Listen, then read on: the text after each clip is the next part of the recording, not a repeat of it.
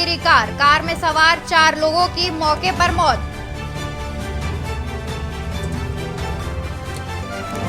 Uttarakhand CM Pushkar Singh Dhami ने साधा निशाना, कहा देश की जनता से मांगे राहुल गांधी माफी।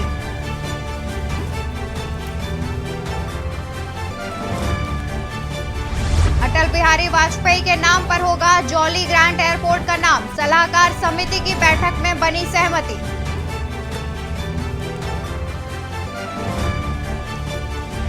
अंकिता हत्याकांड मामले में तीनों आरोपितों पर आरोप तय, जमानत याचिका खारिज।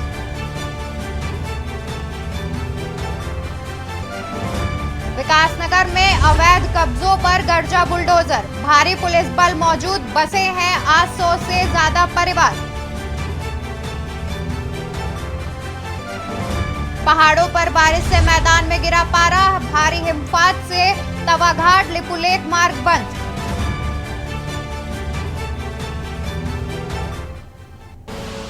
आप देख रहे हैं के न्यूज़, खबरों का सारथी। नमस्कार, मैं हूं अवंतिका अवस्थी। बात करते हैं उत्तराखंड खबरों की। दुगनाकुरी तहसील के रीमा पुलिस चौकी क्षेत्र के अंतर्गत ग्राम उड़ियार में खड़िया खनन में काम करने के दौरान 3 मजदूर घायल हो गए हैं। वहीं तीनों मजदूरों को उपचार के लिए हल्द्वानी रेफर किया गया है। ग्राम उड़ियार के शिखर चोप स्टोन माइन में काम कर रहे 3 मजदूर जारती निवासी नंदन, लखीमपुर खीरी निवासी दुखीराम और शिवनाथ हैं। खनन व्यवसायी द्वारा अपने खर्चे पर तीनों मजदूरों का इलाज हल्द्वानी में कराया जा रहा है। घटना के कारणों की जांच जिला प्रशासन बागेश्वर द्वारा की जा रही है।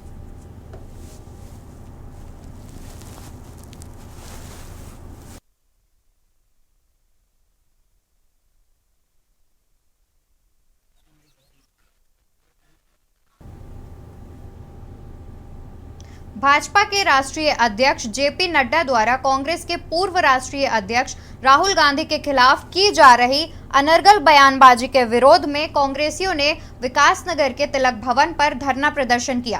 कांग्रेसियों ने जेपी नड्डा के खिलाफ प्रदर्शन करते हुए कहा कि राहुल गांधी ने संसद में जनहित के मुद्दों को उठाया था, जिनका जवाब देने के बजाय बीजेपी नेता उन्हें एंटी नेशनल कह रहे हैं, जो कि पूरी तरह से गलत है।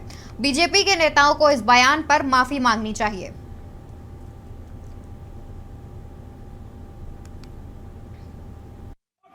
देखिए, जिस प्रकार से जनहित के मुद्दों पर राहुल गांधी जी सदन में सवाल पूछ रहे हैं, लोकसभा के अंदर जो लोकतंत्र का मंदिर है उसमें सवाल पूछ रहे हैं, और जहां पर सब सांसदों का सवाल पूछने का अधिकार है, उन सवालों का जवाब न देकर उन पर अनगल आरोपबाजी की जा रही है। उनके खिलाफ अनगल तरीके से बयानबाजी भारतीय जनता पार्टी के अध्यक्ष मंत्री कर रहे हैं। आज सब लोग कांग्रेस जन यहाँ पर एकत्रित होकर उन सब बयानों की निंदा करते हैं, उनके इस कार्य की निंदा करते हैं। विकासनगर अंतर्गत त्यूड़ी थाना पुलिस ने अवैध तस्करी के आरोप में एक नेपाली युवक को गिरफ्तार किया। वहीं आरोपी के पास से 3 किलो 560 ग्राम अवैध चरस बरामद किया। पुलिस ने आरोपी के खिलाफ एनडीपीएस के तहत मुकदमा दर्ज कर जहां से आरोपी को न्यायालय के समक्ष पेश करने के बाद जेल भेजा। एसपी देहात कमलेश उपाध्याय के अनुसार त्यूड़ी थाना क्षेत्र के हाटकोटी मोटर मार्ग मजोक के समीप पुलिस ने चेकिंग अभियान चलाया।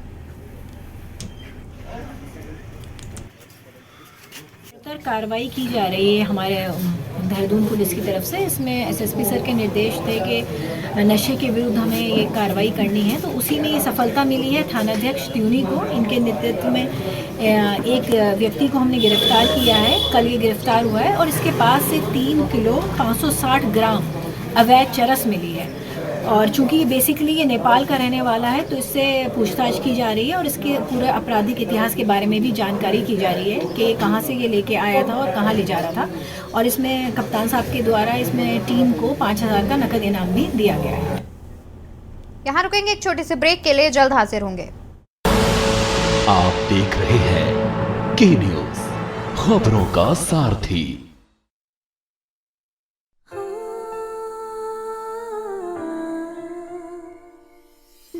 शिक्षा का जले, हर बच्चा स्कूल चले, हो सवेरा मिटे अंधेरा, एक नया अभियान है।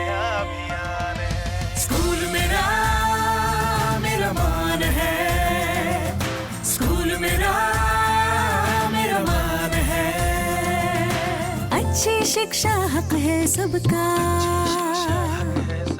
सबको अवसर एक समान, हर बस्ते में अपना सूरज और मुट्ठी में आसमान है। स्कूल मेरा मेरा मान है, स्कूल मेरा मेरा मान है। बन के रहेंगे जो बनना है, मन में ये विश्वास है। चलो कि रास्ता कठिन नहीं, अब चलो कि मंजिल पास है। स्कूल मेरा पंजाब के सरकारी स्कूल विश्व स्तरीय सुविधाओं से संपन्न हो रहे हैं। आप भी अपने बच्चे का दाखिला जरूर कराएं। बेहतर शिक्षा, बेहतर परिणाम, सरकारी स्कूल पंजाब का मान। आप देख रहे हैं के न्यूज, खबरों का सारथी। ब्रेक से वापस आ गए हैं। बात करते हैं लक्सर की, जहां हरिद्वार के एसएसपी अजय सिंह आज लक्सर पहुंचे, जहां उन्होंने आगामी चारधाम यात्रा और कावड़ यात्रा को लेकर सड़क मार्गों का निरीक्षण किया। वहीं इस दौरान उनके साथ एसपी क्राइम रेखा यादव भी मौजूद रही। एसएसपी अजय सिंह ने अधीनस्थ अधिकारियों से सड़कों की बारीकी से जानकारी ली। एसएसपी अजय सिंह ने बताया कि 22 मार्च से उत्तराखंड में चारधाम यात्रा की शुरुआत होने वाली है। इस बार चारधाम यात्रा के साथ ही कांवड़ यात्रा में भी बड़ी संख्या में श्रद्धालुओं के उत्तराखंड आने का अनुमान है।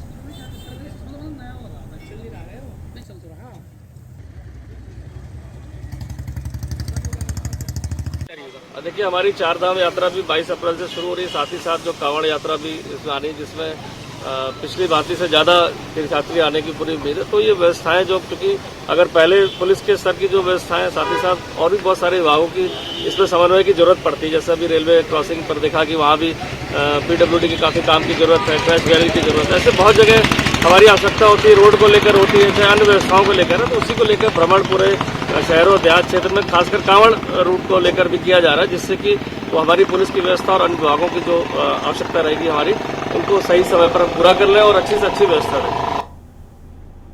उधम सिंह नगर जनपद की खटिमा से लगी भारत नेपाल सीमा पर चेकिंग के दौरान एसएसबी और झनकैया थाना पुलिस ने चेकिंग के दौरान नेपाल के रास्ते भारत तस्करी कर सोना ला रहे एक युवक को गिरफ्तार किया। वहीं पुलिस की पूछताछ में युवक ने बताया कि उसका नाम टेक चंद है। वह खटिमा के झनकैया क्षेत्र का निवासी है। वह दुबई से 100 ग्राम सोना खरीदकर नेपाल के रास्ते ला रहा था। पुलिस ने पकड़े गए आरोपी सोने के तस्कर के खिलाफ मुकदमा दर्ज कर न्यायालय भेज दिया है। साथ ही पुलिस द्वारा कस्टम विभाग को भी सूचित कर दिया गया है।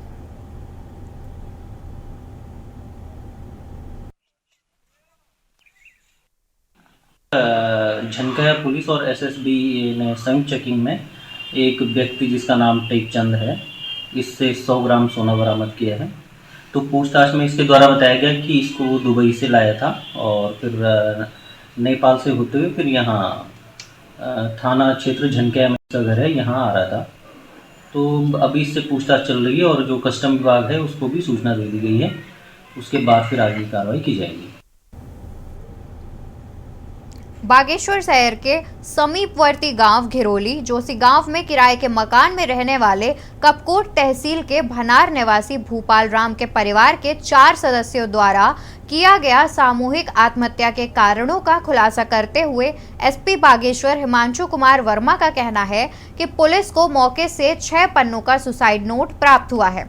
मृतका अंजलि ने सुसाइड नोट में साफ साफ लिखा है कि घर की आर्थिक स्थिति बद से बदतर थी। घर में खाने के लिए राशन तक नहीं था। भूपाल राम 1 मार्च से फरार चल रहा है। भूपाल राम के देनदार लगातार घर में आकर महिला और बच्चों को डरा धमका रहे थे।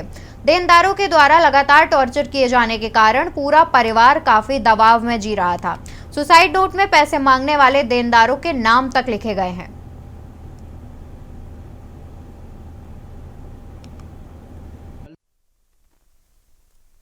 कल जब हमने दोबारा वहाँ पे हम घटनास्थल पे गए तो हमें जो है वहाँ पे एक सुसाइड नोट जो है वो बरामद हुआ है और उस सुसाइड नोट को पढ़ने पर उसमें जो है उसमें कारण भी उसमें लिखे हुए हैं। वो सुसाइड नोट जो बड़ी बेटी है जो 7th 8th क्लास में पढ़ती है, अंजलि नाम है उसका, उसने लिखा है और उस नोट को पढ़ के उसमें जो है कारण बताया गया है कि उनकी जो आर्थिक स्थिति थी वो अच्छी नहीं थी और उनके पास जो है खाने पीने के लिए राशन भी नहीं था।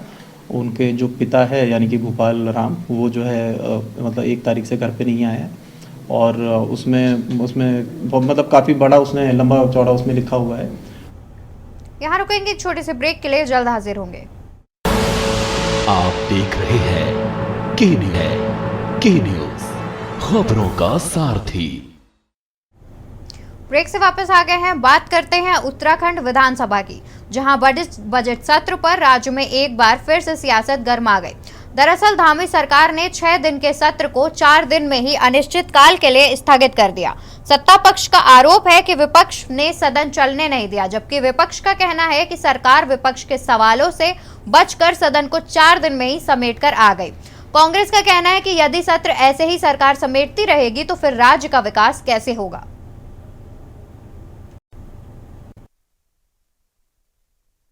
कि किस चीज़ की घेराबंदी कर रहे हैं?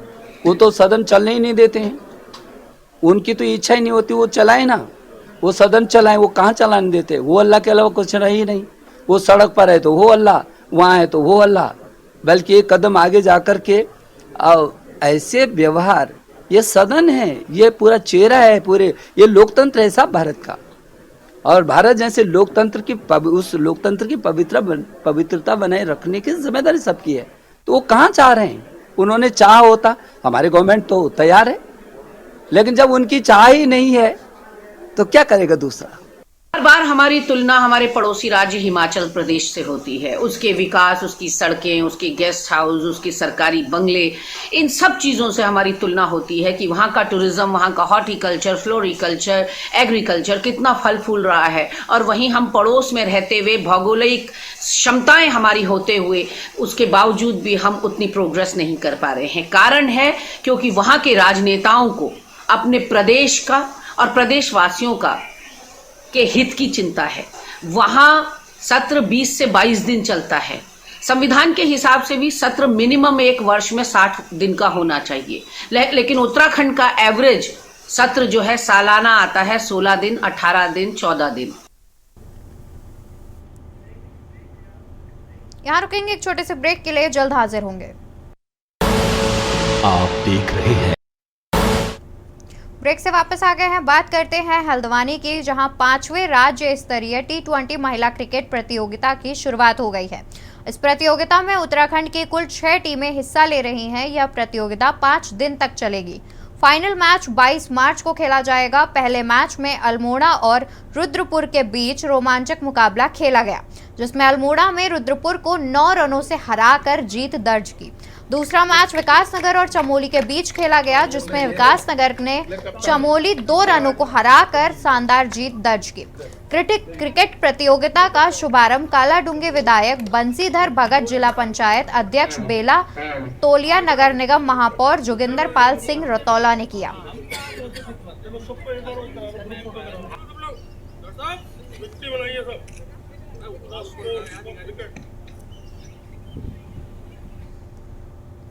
सांसद हरिद्वार लोकसभा एवं अध्यक्ष विमानपत्तन सलाहकार समिति देहरादून डॉक्टर रमेश पोखरियाल निशंक की अध्यक्षता में जॉली ग्रांट एयरपोर्ट भवन के सभागार में विमानपत्तन सलाहकार समिति की बैठक आयोजित की गई।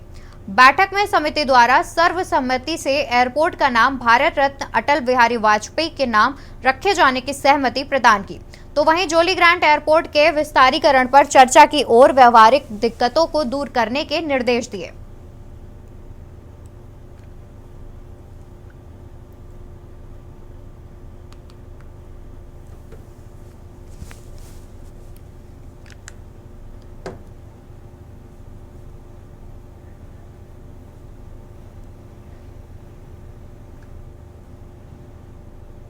नगर पालिका बागेश्वर को शहर के श्रीनौला क्षेत्र में फैले अवैध फड व खोखा चलाने वाले अतिक्रमणकारियों पर बुलडोजर चलाना भारी पड़ा है। फड व खोखा चलाने वाले श्रीनौला क्षेत्र के व्यापारियों ने क्षेत्र के जनप्रतिनिधियों के साथ मिलकर नगर पालिका की कार्रवाई का भारी विरोध किया है। घंटों तक नगर में अतिक्रमण पर व्यापारी और ईओ नगर पालिका के बीच तीखी बहस और नोकझोंक होती रही। व्यापारियों और श्रीनौला क्षेत्र के लोगों का पारा बढ़ता देख पालिका को आधी अधूरी कार्रवाई का बंद करके बेरंग वापस लौटना पड़ा।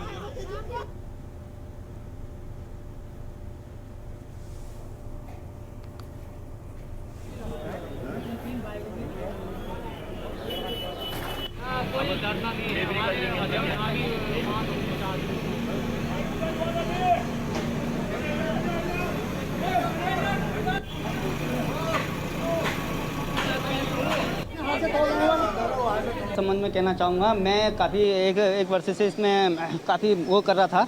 इनको काफ़ी बार नोटिस दिए गए, काफ़ी बार सूचित किया गया कि ये अस्पताल वाली रोड को इसको खाली कर दीजिए, मगर एक कितने नोटिस जाने के बाद भी ये नहीं माने और नहीं कहीं अन्य जगह शिफ्ट होने के लिए तैयार रहे। अंत में मैंने इनको 3 दिन का अल्टीमेटम इनको नोटिस दिया। मैंने क्या, आप 3 दिन के अंदर आप अपना स्वयं नहीं हटाते तो फिर मुझे अपने स्तर से कार्रवाई करनी पड़ेगी और मैं इसको हटाऊँगा। डोईवाला क्षेत्र में कल शाम से लगातार बारिश होने से जहां एक बार फिर से ठंड का एहसास होने लगा है, तो वहीं जनजीवन भी अस्त परस्त हो गया है। लगातार हो रही बारिश से सुसवा नदी में भी पानी आ गया, तो वहीं इस बारिश से आम और लीची को नुकसान भी होगा, जबकि गेहूं की फसल भी प्रभावित हो रही है। क्षेत्र में हो रही बारिश को देखते हुए डोईवाला तहसील प्रशासन भी अलर्ट है और क्षेत्र में नजर बनाए हुए है।